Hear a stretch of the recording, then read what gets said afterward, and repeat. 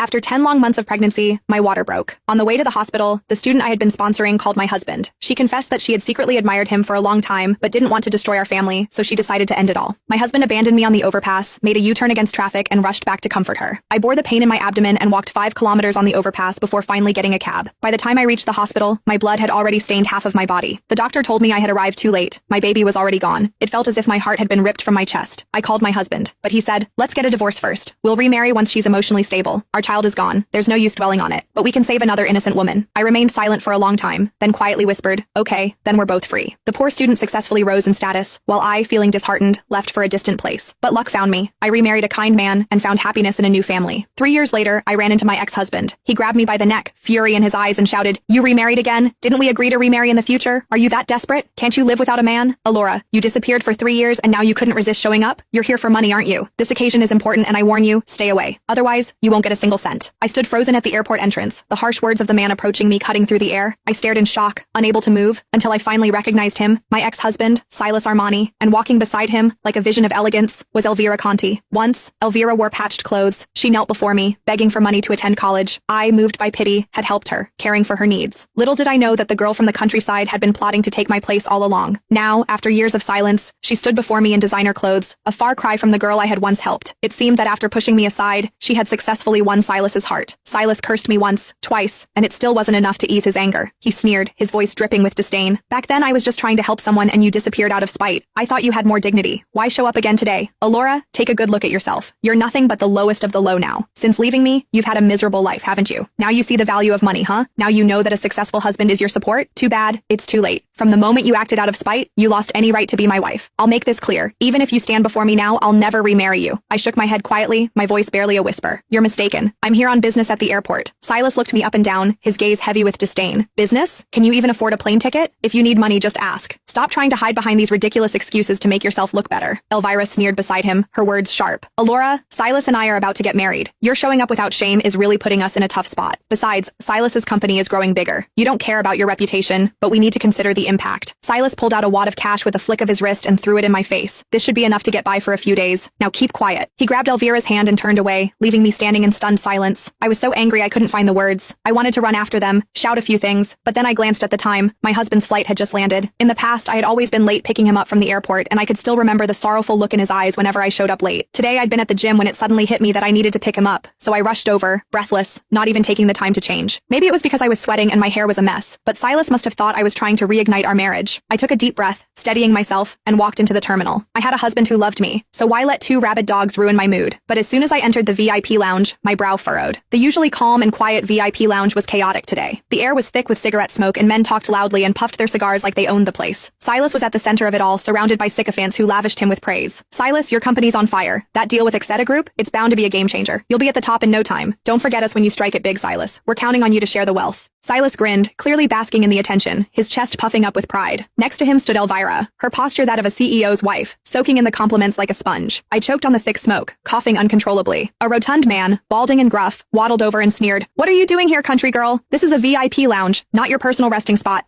Get out." I pulled out my VIP card, but my irritation was barely contained. "I'm not in the wrong place. I paid for this." The man opened his mouth to retort, but before he could speak, Silas approached. His voice was cold, his gaze cutting. "Alora, is this what you've come to? Begging me for money? Now you're buying your way into the VIP lounge?" Before I could speak, he tossed a few bills at me, his fingers moving like he had all the time in the world. Without a second thought, he ripped my VIP card in half. "The money's refunded. You're no longer welcome here. Can you leave now?" My blood boiled and the words I wanted to scream barely stayed in my throat. I waved down a lounge attendant, my voice trembling with anger. The attendant sized me up with an icy look before responding, "If you don't want the refund, by the rules, you're still allowed to stay." I pointed to the no smoking sign on the wall. "Can you ask them to put out their cigarettes?" The attendant's gaze hardened further. "They've already paid their fines. They're allowed to smoke for the next hour. If you can't stand it, you're free to leave." His words sliced through me, dripping with condescension. "Honestly, some places just aren't meant for people like you." I took a deep breath, forcing myself to keep calm. "I'll file a complaint against you." The attendant sneered, her voice dripping with contempt. "Ma'am, the VIP lounge is for VIPs. Your status alone means that even if you complain, your words won't carry much weight. In short, I don't care. Do whatever you want." At that moment, Silas glanced at me with disdain, his gaze like a cold blade. Alora, after 3 years, you've truly humiliated yourself. Elvira, ever the actress, put on a concerned face, her words dripping with insincerity. Alora, you should leave. Staying here will only make a fool of you. A curious businessman leaned in, asking Silas, Silas, do you know her? Silas's smile faltered for a heartbeat before he recovered, his voice smooth but tinged with arrogance. When I was younger, I made a mistake. I ended up with the wrong person. The businessmen around him nodded knowingly. It happens. These women are all the same. They know how to target wealthy men. Who hasn't been taken in by a woman or two in their youth? Once you see through them, it's no problem. Now Silas and his wife are deeply in love, having wandered down the wrong paths to finally find each other. You have to truly understand how low those gold-digging women can go to appreciate what real love looks like. I suppose there's some lesson in that after all. The people around me mocked and belittled me without a shred of restraint. Silas, who had once been my husband, knew I was being wronged, yet not a single word of defense came from his lips. Instead, he pointed at me with contempt, his voice dripping with disdain. I don't know where she heard that from, but she came here hoping to meet President Ferrari. Look at her, pathetically begging for money. Absolutely shameless. It's sickening. The crowd around me stared, their eyes filled with scorn as they tore into me. Lady, dignity matters. It's time for you to leave. This is a business space, not some charity event. You're making people uncomfortable. You won't get a dime. You've got arms and legs. Why don't you work for your living instead of always looking for handouts? I met their harsh words with cold defiance. I didn't come here begging for money. I just happened to run into Silas. Silas sneered, his voice dripping with disdain. Your pitiful act of playing coy and you think I'll fall for it? Alora, I once loved you, but I've long since run out of patience with you. He pulled Elvira close, a clear show of possession, and shot me a glance. I have someone else now and we're getting married soon. As for you, you're neither my first love nor my obsession. You're just a fleeting shadow. Seeing you here today only brings one feeling, disgust. Your methods are dirty beneath me. The first clap came from nowhere, then the whole room joined in. The businessmen clapped eagerly, their faces gleaming with admiration. Silas is so powerful. Silas really knows how to protect his woman. What dominance. The sycophantic display turned my stomach. I couldn't bring myself to engage with these people, so I turned to leave. But Elvira stepped in front of me, blocking my path. Alora, are you just going to walk away like this? Don't you think you owe me an apology? I blinked in confusion. What are you talking about? Elvira pointed to her high heels, her voice dripping with pride. These shoes? Custom made, worth 30,000. You stepped on me earlier and now the surface of my shoe is ruined. Silas's eyes locked on me, his expression hardening. Alora, you've really sunk to new lows. I could only offer a helpless shrug. I didn't step on her. Elvira's laugh was sharp and dismissive. So now you're calling me a liar? Soon I'll be the wife of the CEO of a publicly listed company. What's my position? Would I really waste my time making false accusations against you? Silas's expression turned icy at her words. He pointed at me, his voice cutting through the tension. Alora, did you or didn't you step on her? Stop lying and embarrassing me. I couldn't hold back a bitter laugh. You're out of your mind. What does it even have to do with you? Why is this your embarrassment? Silas, stop flattering yourself. I've already stopped caring about you. I didn't come here for you today. His face turned pale with rage. Fine. You really don't know when to stop, do you? Then I won't help you anymore. Pay for the damages, or we'll call the police. The crowd around us quickly rallied behind Silas. We should call the police and teach her a lesson. I glanced at the time, my heart sinking. I was about to be late picking him up again. A moment of silence passed and I finally spoke. My voice steady. 30,000. I'll pay you first. But this isn't over. I'll ask the police to investigate. If I'm at fault, you keep the 30,000. If not, you'll return the money and apologize publicly. I reached for my phone to make the transfer, but before I could, Silas reached out and knocked it from my hands. He jabbed a finger toward my face, his tone dripping with contempt. 30,000? Do you even have that much? Stop pretending. If you had 30,000, why would you be asking me for money today? Alora, are you planning to borrow it online? I never imagined you'd fall this far. The phone shattered on the floor. I turned to leave, but they blocked my way, their eyes full of derision. The waiter locked the VIP room door. His words were formal and cold. We're waiting for the police. No one can leave until this economic dispute is resolved. I knew beneath his polished tone it was all just to placate her important guests. Everyone's eyes turned to me, their judgment heavy in the air. I had no choice but to sit in the corner, silent and waiting for the police to arrive. As my gaze swept over the crowd, I locked eyes with Elvira. Her gaze was sharp, filled with satisfaction. I froze for a moment. Was she truly enjoying watching me suffer? The same person who had once helped her? I had been Elvira's benefactor. It was something she had proudly proclaimed time and time again. Ever since I sponsored her college education, she has always been deeply grateful. I had no idea when their affair had started, but by the time I discovered it, my pregnancy had already advanced. For the sake of the baby, I endured in silence. But I never imagined that on the day I was about to give birth, Elvira would threaten to slit her wrists, forcing Silas to abandon me on that cold, desolate overpass. The memories still burned so vividly in my mind, and I couldn't help but let out a deep, sorrowful sigh. I didn't know when it happened, but suddenly, Elvira had squeezed her way to my side. Her voice was a venomous whisper against my ear. Sister Alora, the tables have turned now. All the things you once had, I have now. And you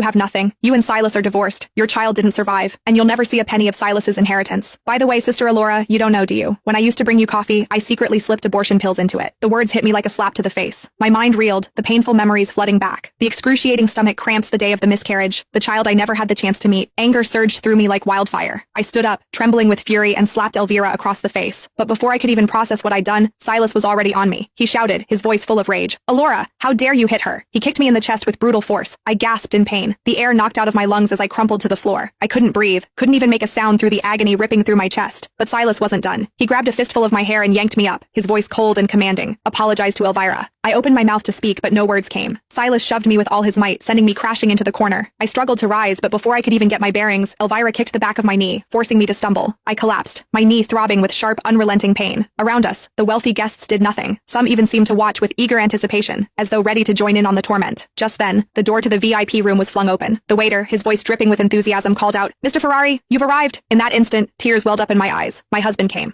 The moment the words left the waiter's mouth, the entire VIP lounge fell silent. Every head turned toward the entrance. A tall man in a dark tailored coat stepped inside, surrounded by several assistants and airport executives. His presence alone changed the atmosphere. The same waiter who had mocked me moments ago now bent nearly 90 degrees. "Welcome, Mr. Ferrari." The airport manager hurried behind him, sweating nervously. "Mr. Ferrari, we're honored by your visit." Silas immediately straightened his suit. The businessmen around him rushed forward with eager smiles. "Mr. Ferrari, what a coincidence. We were just discussing potential cooperation opportunities." After all, everyone in the business world knew the name Ferrari, the mysterious chairman of Exeter Group, a man whose wealth and influence dwarfed everything Silas had spent years building. Silas pushed Elvira slightly forward and smiled confidently. "President Ferrari, I'm Silas Armani. We've been negotiating the Exeter partnership recently. I've admired your achievements for a long time." The room fell silent again. Everyone waited for the powerful businessman to acknowledge him. But Mr. Ferrari didn't even glance in his direction. Instead, he walked straight past him, past the businessmen, past the crowd, and stopped directly in front of me. The entire room froze. I was still sitting on the floor. My hair was disheveled. My chest ached from Silas's kick. My knee throbbed from the fall. When he saw the bruises on my face, his eyes darkened instantly. A terrifying silence filled the room. "Alora." His voice trembled. "What happened?" The tears I had been holding back all afternoon finally spilled over. "I'm sorry. I was late again." For a second he simply stared at me. Then he knelt. The chairman of Exeter Group knelt on the floor in front of everyone. His hand shook as he carefully touched my swollen cheek. "Who did this?" The temperature in the room seemed to drop 10 degrees. No one dared answer. No one dared breathe. I pointed silently. Toward Silas. Toward Elvira. Toward the waiter. Toward the businessman who had stood by and watched. Mr. Ferrari slowly rose to his feet. His expression became frighteningly calm. The kind of calm that appeared just before a storm. Silas finally recovered from his shock. "W8. You know her?" Mr. Ferrari turned. For the first time, he looked directly at Silas. His gaze was colder than ice. "You assaulted my wife." The sentence exploded across the room. "My wife." The words echoed in everyone's ears. Silas's face lost all color. "Wife? That's impossible. She's my ex-wife." Ferrari's smile was devoid of warmth. "Exactly. Your ex-wife. Mine now." The businessmen exchanged horrified looks. Someone quietly stepped away from Silas. Then another. Then another. No one wanted to be standing near a man who had just assaulted the wife of Exeter's chairman. Silas's lips trembled. "This has to be a misunderstanding. Alora couldn't possibly." "Couldn't possibly what?"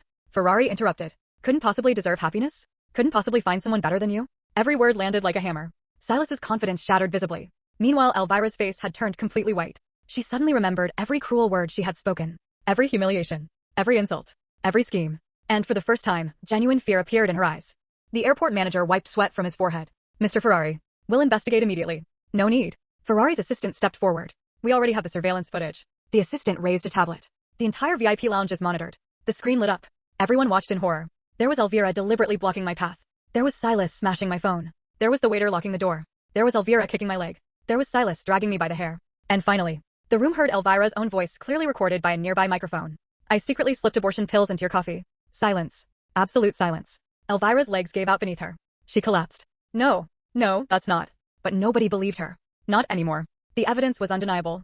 I watched as the color drained from Silas's face. His entire body began shaking. Slowly. Painfully. He turned toward Elvira. "What did you say?" Elvira burst into tears. "Silas, listen to me." "What did you say?" His roar shook the room. 3 years. For 3 years he had believed the loss of our child was a tragic accident. Now he had learned the truth. The woman he abandoned his wife for had murdered his child. And he had helped her do it. He remembered the overpass. My desperate calls. The blood. The hospital. The divorce papers. The day he told me, "Our child is gone. There's no use dwelling on it." Suddenly he staggered backward, like a man whose entire world had collapsed. No. His voice broke. He looked at me, for the first time in years. Really looked at me, and saw the pain, the scars, the grief, everything he had refused to see. Then he dropped to his knees. "Alora." The room held its breath. Tears streamed down his face. I didn't know. I swear I didn't know. But I simply looked at him quietly, the same way one might look at a stranger. Because the truth was, whether he knew or not no longer mattered. The day he abandoned me on that overpass. The day our child died. The day he chose Elvira over us. I had already buried the man I once loved. And the person standing before me now was nothing more than a ghost. Silas knelt there for a long time, waiting, hoping, begging with his eyes for some sign that I still cared. A word, a glance, anything. But I gave him nothing, because there was nothing left to give. My husband stepped beside me and gently draped his coat over my shoulders. His hand settled protectively at my back. A simple gesture. Yet it carried more warmth than everything Silas had given me during the last years of our marriage. Silas noticed it too. His gaze fell on the hand resting on my shoulder, then on the wedding ring on my finger, then on the matching ring on Ferrari's hand. The reality finally sank in. This wasn't some temporary arrangement. This wasn't a rebound. This wasn't a woman desperately waiting for him to come back. I had truly moved on. His face crumpled. No. His voice was hoarse. No, Alora. You said we were both free. But you never said you'd marry someone else. A bitter laugh escaped me. The entire room stared. Even Ferrari raised an eyebrow. I looked at Silas as if he had lost his mind.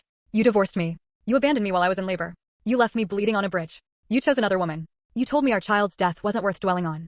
I took a step closer. And somehow you expected me to wait for you? Each sentence struck him harder than a slap. His shoulders sagged lower and lower. I was wrong. I know I was wrong. Please. His voice cracked.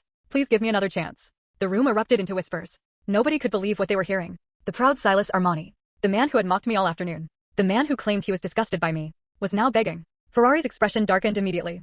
But before he could speak, I squeezed his hand.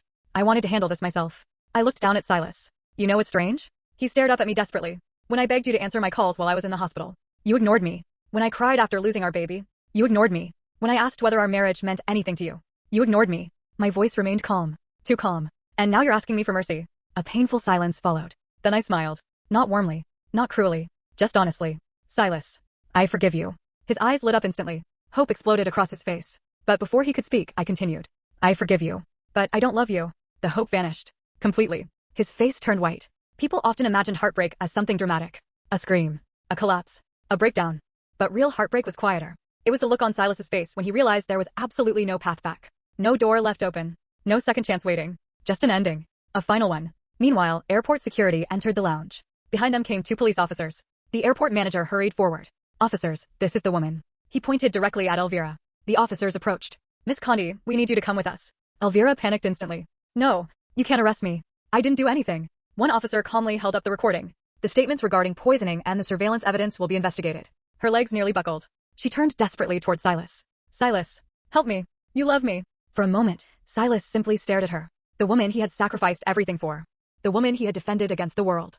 The woman who had manipulated him for years. Then his expression hardened.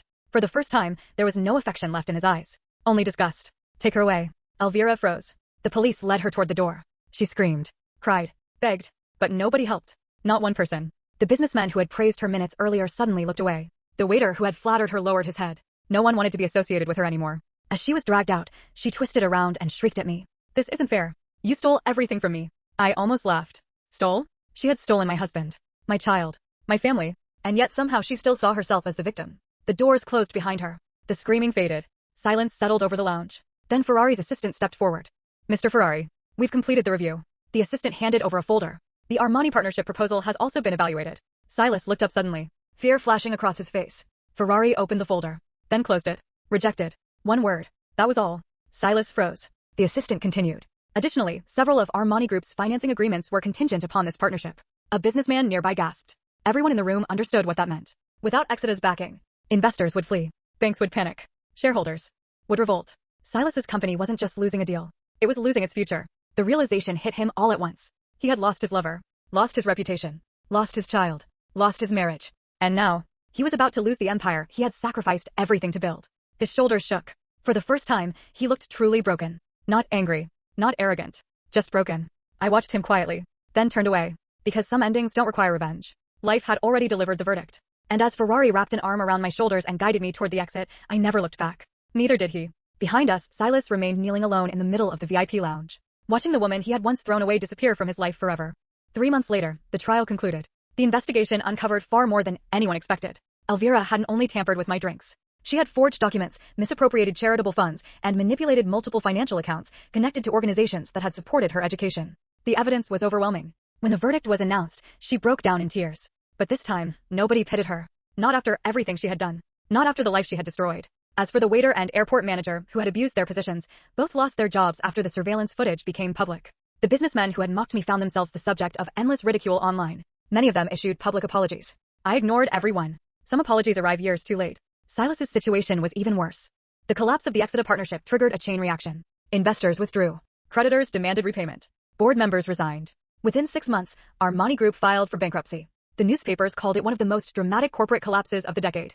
I never read the articles. I didn't need to. The chapter had already ended for me. One autumn afternoon, I received a letter. There was no return address. But I recognized the handwriting immediately. Silas. For a long time, I simply stared at the envelope. Then I opened it. Inside was a single page. No excuses. No justifications. No attempts to win me back. Only a few short lines. Alora. I spent years blaming everyone except myself. I blamed you. I blamed fate. I blamed circumstances. But in the end, the person who destroyed everything was me. I abandoned the woman who loved me most. I failed the child who never got a chance to be born. I don't ask for forgiveness. I only hope that wherever life takes you, you remain happy. Goodbye. Silas. I folded the letter quietly, then placed it into the fireplace. The paper curled and blackened.